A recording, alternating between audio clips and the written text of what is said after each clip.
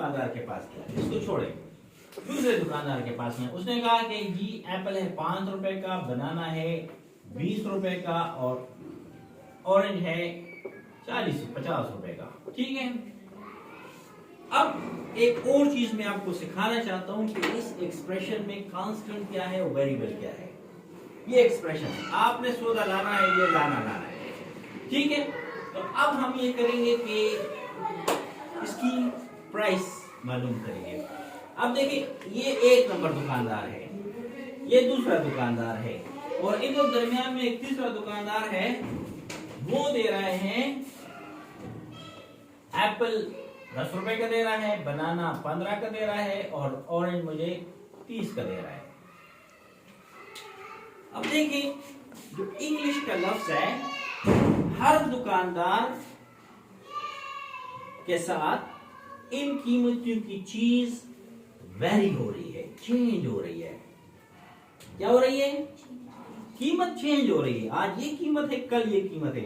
मिसाल के तौर ब्रेकफास्ट के लिए आपने रोज ये चीज लानी है। तो अब देखें, इस एक्सप्रेशन में 3 तो चेंज नहीं हो रहा, लेकिन हर दुकानदार के साथ एक ही वैल्यू चेंज हो रही है।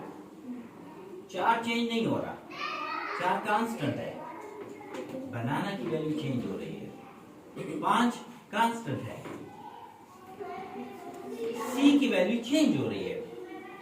तो इसका मतलब है, इस एक्सप्रेशन में आज हमने ये भी सीखना है कि what is variable and what is constant। ठीक है, अब आप मुझे बताएं कि इस एक्सप्रेशन में, आपका नाम सैफुर रहमान, इस एक्सप्रेशन में कांस्टेंट कौन कौन से हैं? 3 4 5। Well done. What's your name? बहुत मुश्किल नाम है। नालेन। ठीक है, very good, nice unique name. इसमें वेरिएबल कौन कौन से हैं? A, B, C। तो आपने सीख लिया कि एक्सप्रेशन में कांस्टेंट क्या है और वेरिएबल क्या है। अब चले, आप गई हैं इस वाले दुकानदार के पास। ठीक है फातिमा, तो आप कीमत कितनी लगेगी? तो ये है, अब हम ये वैल्यू डालता हूं इसमें। ठीक है, जब मैं वैल्यू डालता हूं, दुकानदार ए के पास चलते हैं। इसके से मैंने लेने 3 और 1 एप्पल की कीमत कितनी है? 10। ठीक है, फिर इसी दुकानदार के पास बनाना की कीमत कितनी है? 20। और इसी दुकानदार के पास ऑरेंज की कीमत कितनी है? 100। अब इससे मुझे, मैं एक दुकानदार की कीमत आपको बताऊंगा, दूसरे तीसरे दुकानदार की कीमत आपने इसी एक्सप्रेशन के लिए खुद मालूम करनी है। तो ये 10 रुपए का एक एप्पल है, 3 एप्पल हैं, तो इस एप्पल की मुझे कीमत पड़ गई 30। बनाना मुझे पड़ गए 80 के और ऑरेंज मुझे पड़ गए 500 के।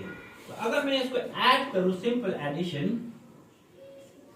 तो ये हो गए 610 रुपए मुझे इस दुकानदार को देने पड़ेंगे। सही है? आप मुझे बताएं कि अगर मैं इस दुकानदार के पास जाऊं, तो शाबाश मुझे बताएं कि मुझे कितने पैसे देने पड़ेंगे। Well done. सेकंड शॉपकीपर, इसका बताएं मुझे।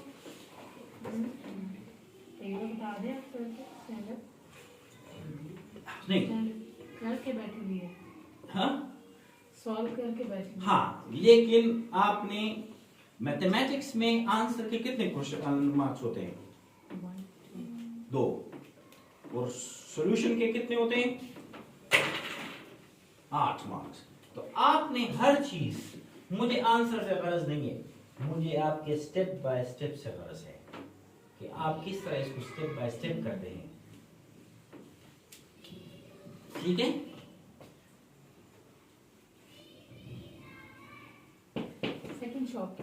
सेकंड मुझे मालूम करनी है। आप ये नंबर ना लिखें ABC, आप कोई भी नंबर लिख के एक्सप्रेशन मुझे दे दें। आपकी मर्जी है कि दुकानदार आपको सस्ता बेचता है या महंगा बेचता है। इस तरह के कुछ और क्वेश्चंस बना के इसको करना है। ठीक है, अब मैं इस तरह का मिसाल के तौर पर ईद आ रही है, हो गई, तो फैमिली की एक्सप्रेशन बनानी है। आपके पास कितने बहनें भी हैं और कितने भाई हैं, तो फैमिली की एक्सप्रेशन बना के मुझे बताएं। मैथ्स में मुझे बताएं कि आपकी फैमिली में कितने बहन भाई हैं। ए बी सी हाँ? 2s प्लस 1b, हमेशा नंबर पहले आएगा और वेरिएबल बाद में आएगा। ठीक है, आप 3s आप लिखें। Maths is about writing. You have 2x only. Do you have any sister? You have 2x. अगर आपके ब्रदर 0 हैं तो आप लिखें 0b प्लस 3s, इस तरह लिख सकते हैं, मतलब ठीक है। अच्छा, आपने ये सीख लिया एक्सप्रेशन क्या है, कैसे एक्सप्रेशन बनाते हैं, और कैसे एक्सप्रेशन वेरिएबल कांस्टेंट क्या है एक्सप्रेशन में, वो भी आप जानते हैं। और इसको क्यों वेरिएबल कहते हैं, क्योंकि इसकी वैल्यूज चेंज हो सकती हैं, किसी भी जगह उसको वेरिएबल से कहते हैं। अच्छा, अब हमने ये सीखना है, अब मैं आपको सिंगल वेरिएबल एक्सप्रेशन को सॉल्व करना सिखाऊंगा कि सिंगल वेरिएबल एक्सप्रेशन कैसे सॉल्व होगा। अब पहले हम वो एक्सप्रेशन लिखते हैं, ये आप सीख गए। ठीक है, अब ये बुक में जो क्वेश्चन है ना, दैट डजंट मैटर, वो आपके लिए आसान होने चाहिए। ठीक है, अगली दफा जब मैं आऊंगा तो आपको जो क्वेश्चन होगा, किस तरह मुझे ये समझ नहीं आ रही, वो नहीं, तो उसको सॉल्व करेंगे, मैं आपको बताऊंगा किस तरह करना है। तो इसमें से जो क्वेश्चन आप बुक में कर सकते हैं वो कर लेंगे। ठीक है, आगे चलते हैं। अब मैं गया हूं एक शॉपकीपर के पास, ठीक है, उससे मैंने लिए 7 एप्पल, 6 सॉरी, ठीक है। अब उससे 6 एप्पल ले लिए और उसने मुझसे लिए 30 रुपए। ठीक है, अम्मा जी पूछती है कि बेटा ये 6 एप्पल आपने 30 के लाए, तो एक एप्पल कितने का था? 20 का हो सकता है, 5 का हो सकता है, लेकिन मैथमेटिक्स में हमने इसको सॉल्व करना है। अब जब हमने मैथमेटिक्स में ये इक्वेशन है, सॉरी, अब हम आते हैं इक्वेशन की तरफ। सॉरी, पहले इक्वेशन को सॉल्व करने से पहले व्हाट इज एन इक्वेशन। अब हमने सीखना है कि एक्सप्रेशन हमने सीख लिया, व्हाट नंबर 4 हमने सीखना है कि व्हाट इज एन इक्वेशन। ठीक है, एक्सप्रेशन कहां से निकला था?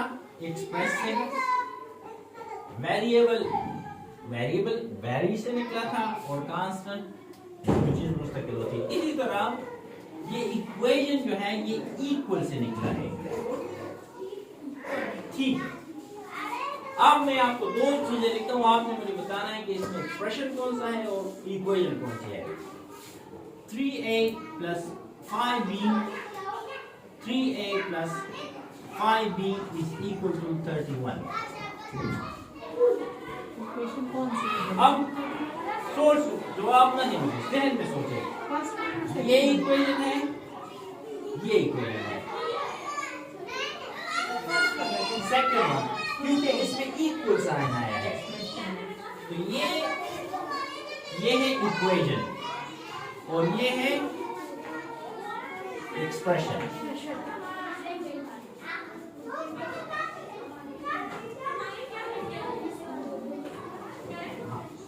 अभी आपने देख लिया कि इक्वेशन और एक्सप्रेशन में कितना फर्क है, मामूली सा, ये।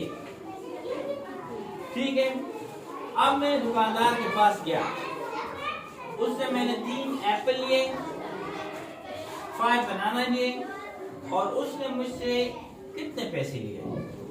31 रुपए लिए। क्या सौदा लिया मैंने? अब मैंने एक इक्वेशन बनानी है। ठीक है, मैं दुकानदार के पास गया, मैंने उससे 6 एप्पल लिए, 4 बनाना लिए और 5 ऑरेंजेस लिए, और उसने मुझसे इसके लिए इसकी एक्सप्रेशन बनाई। Right, finish the expression. Make expression Make an expression for this. for with x y. X, Y, चलिए XY बना दे, A, B बना दे, C बना दे, कोई भी बना दे. X y z l m n a b c whatever you want. Expression बन गई. बन गई एक्सप्रेशन. तो एक्सप्रेशन आपने मेरे एक्सप्रेशन के साथ चेक करेंगे आपने सही बनाया कि नहीं बनाया. 6a अगर आपने x लिखा है डजंट मैटर, वो आपकी चॉइस है. आपने l लिखा है doesn't matter. Plus 4b plus 5c. अच्छा, इसमें मैथमेटिक्स में बात चीजें एक नोम होती है. क्या होती है? नोम होता है कि जो चीज आम लोग इस्तेमाल करते हैं. जब आप a इस्तेमाल करते हैं तो फिर b c इस्तेमाल करते हैं. जब आप पहला x इस्तेमाल करते हैं तो x y z इस्तेमाल करते हैं. अगर आप l इस्तेमाल करते हैं तो l m n इस्तेमाल. डजंट मैटर, ये वेरिएबल है. ठीक है. आप इसको मैं इस तरह भी लिख सकता था 6x plus 4b plus 5z. Same thing. इसको मैं इस तरह भी लिख सकता था 6l plus 4m plus 5n. ये तीनों एक ही चीज है. तीनों क्या है? ये वेरिएबल है. ये मैं अपनी मर्जी से इस्तेमाल कर सकता हूँ. तो आप परेशान ना हो कि जी बुक में तो मैंने ए बी सी पढ़ा था, इधर तो एल एम एन आ गया. ठीक है. इसको मैं इस तरह भी कर सकता हूँ 6o plus 4w plus 5v. मेरी मर्जी है. वो कहते ना मेरा फ्रूट मेरी मर्जी. हाँ, कि मैं इस फ्रूट को किससे एक्सप्लेन करता हूँ. इसको मैं x लिख सकता हूँ, y लिख सकता हूँ, z लिख सकता हूँ. तो एक्सप्रेशन हो गया. अब आपने, मैं दुकानदार के पास गया. आपको कौन सा वाला एक्सप्रेशन पसंद है? a x l o कौन सा पसंद है? हाँ, एनी. चलो एनी. ये एनी कौन है? आपकी क्लास में है कोई एनी? लोग आपको पसंद है. अच्छा, अब मैं गया हूँ बाजार से, ये चीजें मैंने ली है. ठीक है. अब ये चीजें मैंने ली है. उसने कहा कि निकाले जी कितने पैसे दे? 80 रुपए दे दें इसके. तो मैं 6 एप्पल 4 बनाना 5 ऑरेंजेस कितने के मिल गए? 80 के. तो ये इक्वेशन हो गई. अब चलिए जाए ब्रेक पे. अब ये होगी हमारे पास इक्वेशन. क्या हो गई? इक्वेशन. अभी आप सीख नहीं सकते क्योंकि आपके ज़हन पे ब्रेक सवार है. हाँ सुभान. अच्छा, ये हो गई एक्सप्रेशन. अब हमने इक्वेशन को सॉल्व करना है. कैसे सॉल्व करेंगे उसका हम एक मिसाल के तौर पर इक्वेशन लिख दें. मुझे चले आपकी अम्मी आई, उसने आपको दिए 30 रुपए कि आप जाके 5 एप्पल ले आए. क्या लें? 5 एप्पल ले जाएं. उसने आपको दिए कितने पैसे? 30 रुपए दिए. ठीक है. आप जब गई, आपने दुकानदार को 30 रुपए दिए. उसको कहा जो मुझे शॉपर में 5 एप्पल डाल दे. 30 रुपए दिए और दुकानदार ने आपकी शॉपर में डाल दिए 5 एप्पल और 5 रुपए. क्या डाल दिया? 5 रुपए 5 एप्पल.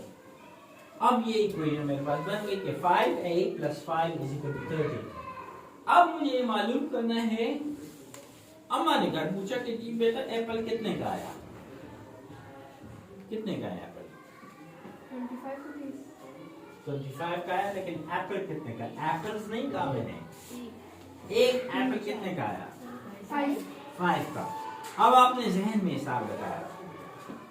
अब एग्जाम में आपने लिखा, उसको पता नहीं है कि आपने चीटिंग की या फिर कैलकुलेशन की. तो अब मैंने उसको बताना है कि ये मैंने कैलकुलेशन की. कैलकुलेशन कैसे करेंगे? पहले हम इस साइड पे जो कांस्टेंट है उसको खत्म करेंगे। ठीक है, अब हमेशा याद रखें कि प्लस का अपोजिट माइनस है और मल्टीप्लिकेशन का अपोजिट डिवीजन है, और इसी तरह माइनस का ये इसका अपोजिट है और ये इसका अपोजिट है, इसी तरह ये इसका अपोजिट है और ये इसका अपोजिट है। तो पहले तो मैंने +5 को खत्म करना है। ठीक है, तो किसी नंबर को कांस्टेंट को खत्म करने के लिए आपने उसका अपोजिट करना है। तो इधर आ गया प्लस, तो इसको खत्म करने के लिए मैं कहूंगा -5। अब इक्वेशन क्या है? इक्वालिटी है। आपने कभी महसूस किया कि आप घर में हैं, आपकी मम्मी या डैडी सुबह आपको 5 रुपए देते हैं, 100 रुपए देते हैं चले, और आपके भाई को 1000 रुपए देते हैं या आपकी बहन को 1000 रुपए देते हैं, आप कैसा फील करेंगे? अच्छा फील करेंगे ना? नहीं, क्यों? क्योंकि उसने इक्वालिटी नहीं की, इंसाफ नहीं किया। आप कहेंगे या मामा आपने उसको 1000 दिए, मुझे 100 रुपए दिए। तो इक्वेशन में आपने हमेशा इक्वालिटी देनी है। इक्वेशन की हमेशा 2 चीजें होती हैं, इसको बोलते हैं लेफ्ट हैंड साइड और ये है राइट हैंड साइड। ये आप हैं और ये आपकी सिस्टर है। तो जो आपको मिलेगा तो वो सिस्टर को मिलेगा। तो अगर मैं इस इक्वेशन को इधर से 5 माइनस करूं और इधर से 20 माइनस कर दूं, तो ये इक्वेशन हुई? नहीं हुई।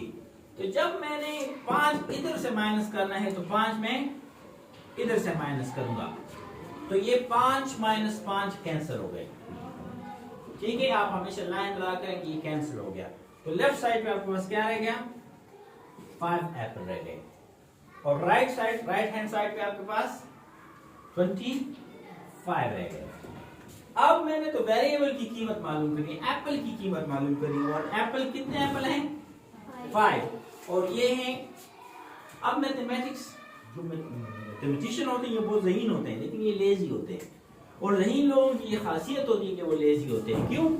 क्योंकि वो हर मुश्किल काम का आसान हल तलाश कर लेते हैं, हर मुश्किल काम का। अब जब इसका मतलब है कि 5a मैंने लिखा है, इसका मतलब है कि 5 टाइम्स a, लेकिन हम मैथमेटिशियन नहीं लिखते कि 5 टाइम्स। कौन हर टाइम टाइम्स और टाइम्स और टाइम्स ज़रब को कहते हैं, ठीक है, मल्टीप्लिकेशन को कौन 5 टाइम 5 टाइम 5 टाइम लिखे? तो हम मैथमेटिशियन इसको 5a लिख देते। इसका मतलब है कि ये टाइम्स है इधर, तो ये 5 टाइम्स a। अब 5 को मैंने खत्म करना है, तो इसका अपोजिट क्या है? डिवीजन।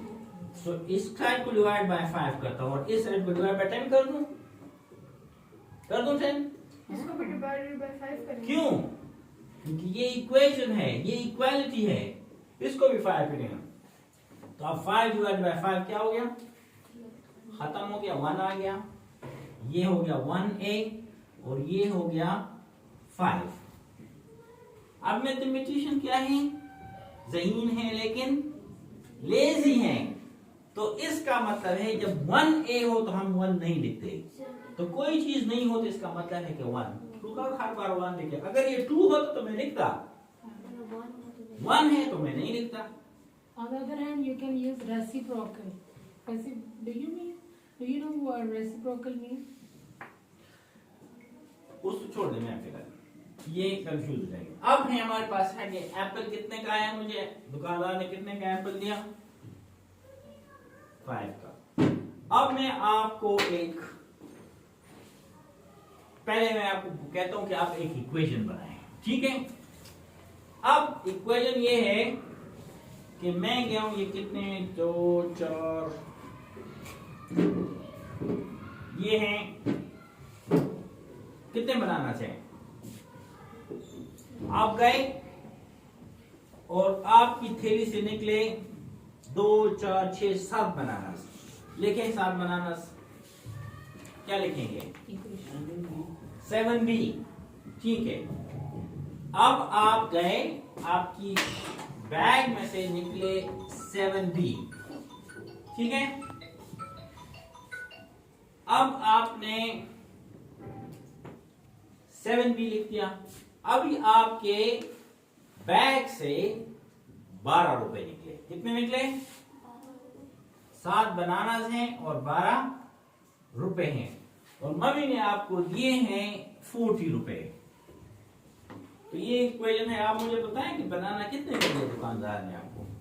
जिस तरह मैंने 2 स्टेप में किया, पहले 12 को डील करें, फिर 7 को डील करें, और मुझे बताएं कि आपका बनाना कितने का है। कर लिया कर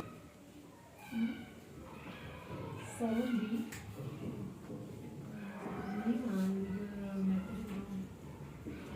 वो आपके सामने तो चला। आवाज शो में दिस वन 7b minus 12 नहीं आपने किया नहीं इसको दिस वन फातिमा शो में -12।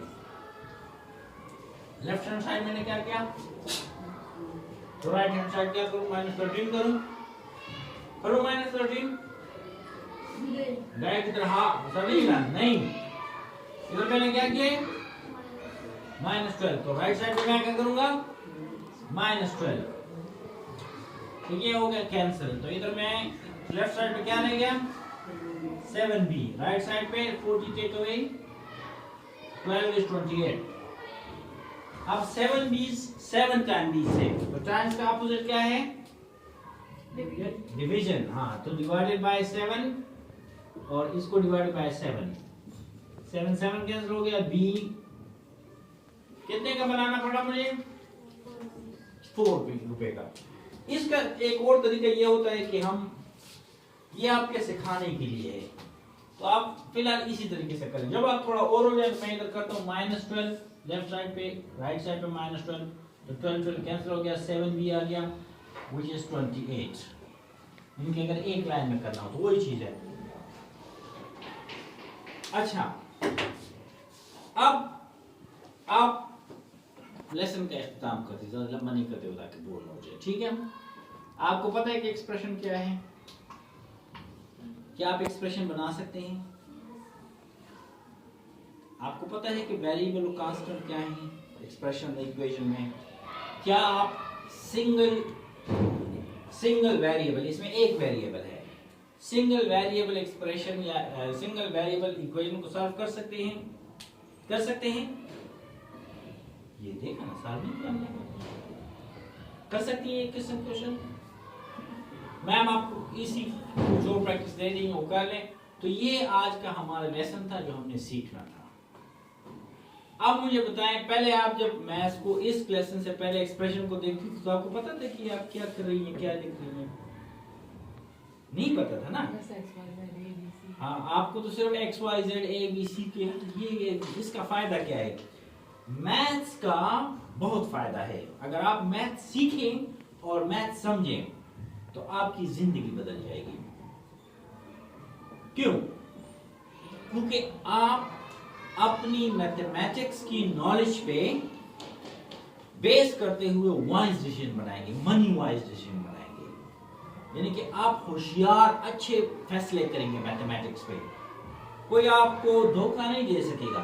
आपसे कहेंगे 10 रुपए का एप्पल और लगाया 20 का, आप हिसाब लगाएंगे तो इसने मेरे साथ फ्रॉड किया है। जब आपके साथ फ्रॉड और धोखे नहीं होंगे तो आपकी जिंदगी अच्छी होगी। तो मैथ्स हमारी जिंदगी को बेहतर बनाता है। और ये जो मैथ्स हम अलजेब्रा लिखते हैं, ये लिखते हैं, वो करते हैं, इसका हमें बहुत फायदा होता है जिंदगी में। अगर हम समझे कि हम क्या कर रहे हैं, इसका मकसद क्या है। जब पुल बनते हैं तो उसकी मैथमेटिक्स कैलकुलेशन होती है कि कितना वजन बर्दाश्त कर सकता है, इस पे कितना मटेरियल लगेगा। जब मैं घर बनाता हूँ, मिसाल के तौर पर मैंने घर बनाया तो मुझे पहले से पता था कि इसमें इतनी ईंटें लगेंगी, इतना सरिया लगेगा, इतना सीमेंट लगेगा, इतनी रेत लगेगी। क्यों? क्योंकि I was a mathematician, I calculated everything. तो आपने भी मैथ्स इसलिए नहीं सीखना कि आपने एग्जाम पास करना है। आपने मैथ्स इसलिए सीखना है कि इस मैथ्स को आपने अमली जिंदगी में अपनी बेहतरी के लिए कैसे इस्तेमाल करना है। दूसरी बात, अब आप कभी ये कोशिश ना करें कि मैं सबसे पहले सवाल का जवाब दूं। मैं सबसे पहले क्वेश्चन हल करूं कि मैम कहेंगे जी वो फातिमा ने सबसे पहले कर दिया, सुभान ने पहले कर दिया। नहीं, आपने सही करना है। अगर आप पहले कर दे गलत हो जाए तो फायदा तो नहीं हुआ ना। तो जल्दी नहीं करनी, सही करना है। क्या करना है? हाँ, ये क्यों है। तो आज का ये लेसन था। मैं देखता हूँ अगर नेक्स्ट वीक मेरे पास टाइम हुआ तो इसी को थोड़ा आगे बढ़ाएंगे। आपके जो मसले होंगे उनको देखेंगे। और दूसरी बात, अगर आपको कोई चीज नहीं आती, ठीक है, और आप कहेंगे जी हमें आ गई। एक छोटी सी मिसाल मैं आपको देता हूं। मिसाल के तौर पर आप स्विमिंग के लिए गए और आप डूब रहे हैं। क्या हो रहे हैं? डूब रहे होंगे। तो आप क्या करेंगे? हेल्प मांगेंगे, चिल्लाएंगे कि हेल्प हेल्प हेल्प। अच्छा, अगर आप सोचें कि यार मैं अगर हेल्प हेल्प कहूंगा तो लोग कहेंगे यार इसको तो स्विमिंग नहीं आती, शर्माएं, आप हेल्प हेल्प ना करें, कोई आपकी मदद को नहीं है, किसी को नहीं पता कि आप डूब रहे हैं, तो क्या होगा? आप डूब जाएंगे, आप डूब जाएंगे। तो डूबना बेहतर है या हेल्प पुकारना बेहतर है? हेल्प पुकारना बेहतर है। तो अगर मैम आपको कोई चीज क्वेश्चन सिखाती है और आप कहते मैम कहती समझ आ गई, आ गई और नहीं आई, तो आप डूब गए, मैथ्स में डूब गए। लेकिन आपने कहा कि मैम मुझे समझ नहीं आई, आप पूछें, फिर क्या होगा? मैम आपको छापड़ मारेंगी? नहीं मारेंगी, आपको कहेंगे हाँ किधर समझाना है आपको। तो always ask for help, always. ये शर्म की बात नहीं है। जो हेल्प मांगना है ये करेजियस लोगों की बात है, ठीक है। आप में करेज है कि आप हेल्प मांग सकती है, आप शर्मा नहीं, क्या कहेंगी? नहीं, आपने हेल्प मांगनी है अगर आपको समझ नहीं आती, ठीक है। तो दो चीजें, आपने क्वेश्चन करना है, आपने हेल्प मांगनी है, आपने रेस नहीं करनी। ओ फातिमा ने जल्दी कर लिया, इसने सही नहीं किया, वो सारिश ने सही नहीं किया, उसने जल्दी कर ली। रेस टू द फिनिश नहीं है, रेस टू द करेक्शन है। Race to the correction, we need to do things correctly, right. हमने चीजें सही करनी है, सही है। Always ask for help. बाद होता है अच्छा आपको किसी चीज पे प्रैक्टिस चाहिए तो मैम से कहें कि मुझे इस तरह की कोई और प्रैक्टिस क्वेश्चन दे दे, सही है। सो मैंने खा लिए, आप भी शर्माए नहीं, किसी ने कोई चीज खा ली तो ले ले, मैम कुछ नहीं कहेंगे, खा ले शर्माए नहीं,